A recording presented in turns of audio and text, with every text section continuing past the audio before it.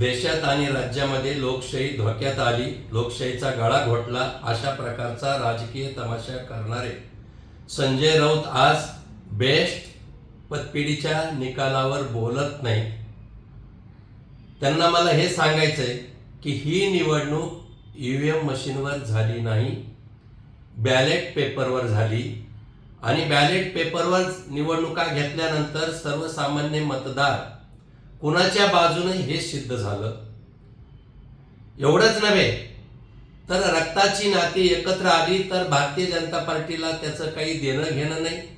ठाकरे बंधू एकत्र आले, आम्हाला त्याचं स्वैरसूतक नाही, पण एकत्र येऊनही त्यांचा बँड कसा वाजला, भोपळा हाती लागला, हे कालच्या निवडणुकीमध्ये दिसून आलं.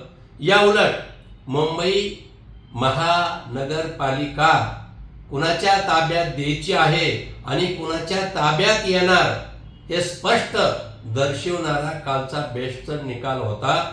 संजय राऊत निकालावर बोलत नाहीत, पण आता मला वाटतं की ठाकरे मुख्य प्रवक्ता पदाचा तरी त्यांनी राजीनामा द्यावा.